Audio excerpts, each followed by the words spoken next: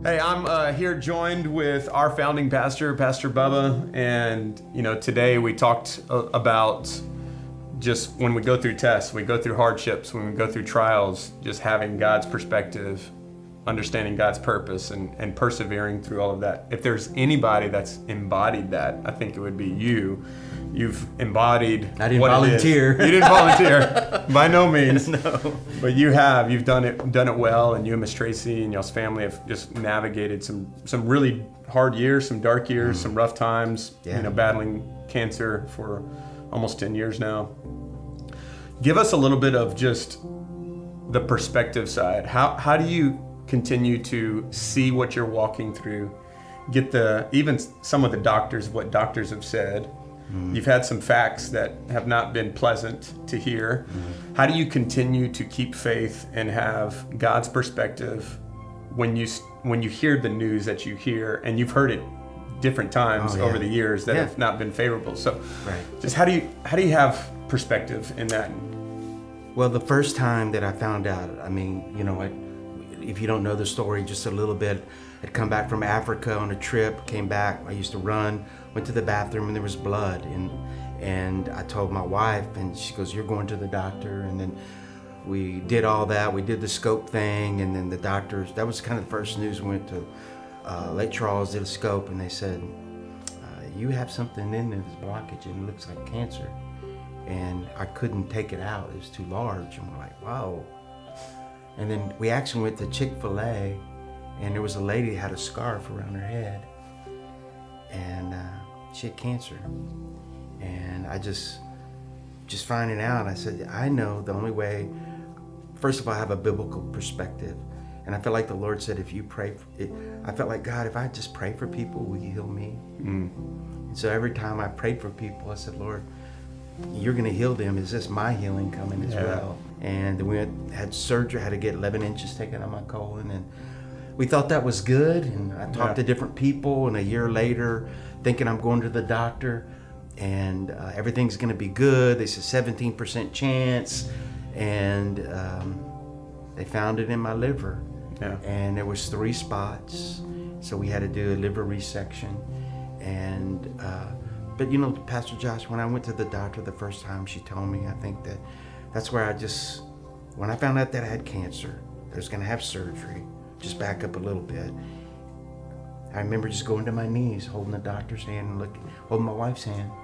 Tracy was with me, and I just got on my knees and said, God, I trust you. And I've had 75 plus chemotherapy treatments through a port that I have. And I did 4 years of oral chemo, 21 days and 7 days off. But the thing is that through all of that, I knew that God was with me. I never lost hope. And I can remember, I think it was one of the first times, you probably remember, when I stood up before the whole church and just said, the Lord gave me a word for this year. The joy of the Lord is going to be my strength. One doctor set me down, he goes, I don't know. He goes, you help me have faith. You help me have faith. And the last 9.5 years, what I've walked through, I just said, this is my mission field. I've been able to minister to people. I've seen people that I've been able to pray with people that aren't here anymore. Been able to pray with people, and God's given them miracles after I prayed. What were the things you had to tell yourself in the middle of those hard moments where it required persistence for you to just press through, not give up, not quit? And I know there's always been the days where you've wanted to, but what would you go back to not give in like you maybe would want to at times? I remember the first time that I came and I found out that I had it, and I had to tell my kids, and I was putting Olivia to bed, and she was 5. And she had a little picture of a little wedding dress, and it's like the devil just lied to me and said, you're not going to walk her down the aisle. After I prayed for her and put her in bed, and I cried, and I said, God, just be with me. It's things like that you have to get. It's okay to have emotions. It's okay to have feelings. And I remember one time I was bringing Livy to school. She's about 8th grade one day. Well, it was before that, and I told her another time I had another bout with was going on, and I remember she looked at me and she goes, "Daddy, I'm not worried about you. You've had cancer all my life. God's gonna help you." No, thanks, babe. The faith of a little one. And I driving her with her 8th grade when she was in school, bringing her to Crowley, and we're talking about different things and talking about having a surgery coming up and different things, and she goes, "Dad, you're gonna walk me down the aisle." And I had to contain myself. And then 2 weeks ago, I hadn't been on chemo in like 8 weeks. I'd stopped taking the medication. They said they were gonna take me off in about 2 months. And I said, well, if they're gonna take me off in 2 months, I'll just do that early. And I was supposed to do chemo, and when COVID came through, I just said, I'm not. I had pastors and people told me, "Bubba, don't go. You don't need to go." First started with Tracy. She said, "I have a red flag." And then it was just confirmed by Pastor Randy. She goes, "Well," I was like, "Oh, baby, she goes, "Call Pastor Randy. Call Pastor Jacob." Brother Keith called me, then Pastor Jacob and I talked. And, it's just like everybody that loves me wants to tell me the truth. And we should all have those kind of people. Yeah. And because sometimes we can be deceived by our own opinion. So I went there, and the doctor, it was crazy. It's 3 weeks ago now, today.